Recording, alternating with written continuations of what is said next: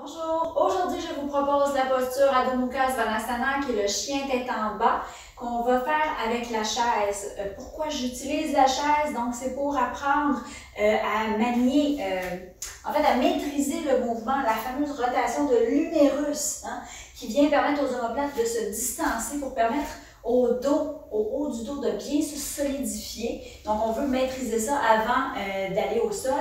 Et également, si j'ai de la difficulté à allonger l'arrière de la jambe dans la posture au sol, donc l'adaptation avec la chaise va me permettre de venir maîtriser tout ça et d'aller chercher l'ouverture nécessaire graduellement dans le corps pour arriver à travailler au sol. Donc, je vais m'installer devant la chaise, les pieds à la largeur du bassin, gros orteils rentrés à l'intérieur parce que je veux avoir vraiment l'extérieur de mes pieds parallèles.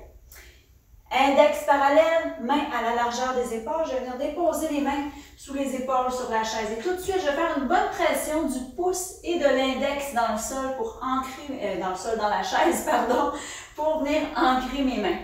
En conservant les pieds à la largeur du bassin, à l'expiration, je vais marcher vers l'arrière pour ramener mes bras dans le prolongement de ma colonne vertébrale jusqu'à ce que je stabilise mon bassin au-dessus de mes chevilles.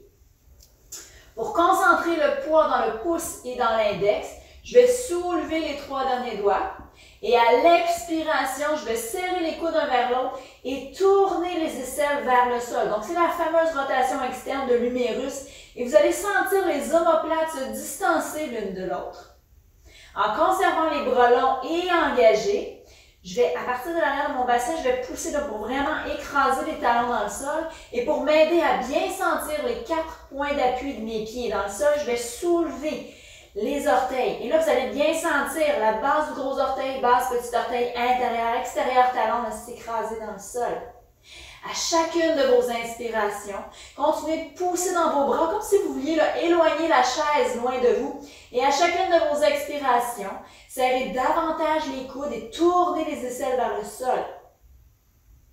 Sur une prochaine expiration, vous allez pouvoir, en conservant les bras longs et engagés, descendre les omoplates vers le bassin pour créer un espacement entre l'oreille et l'épaule. Je vous invite à rester dans la posture quelques respirations. Et quand vous serez prête à sortir de la posture, à l'expiration, vous allez pouvoir plier les genoux, regarder entre les mains et marcher. Et pour sortir, sans forcer du dos, plier les genoux, ramener les mains sur les cuisses et pousser contre les cuisses pour remonter. Donc, c'est une belle façon aussi d'aller travailler au niveau des épaules pour aller chercher de la force au niveau des épaules. Ne sous-estimez pas ce que ça fait à ce niveau-là.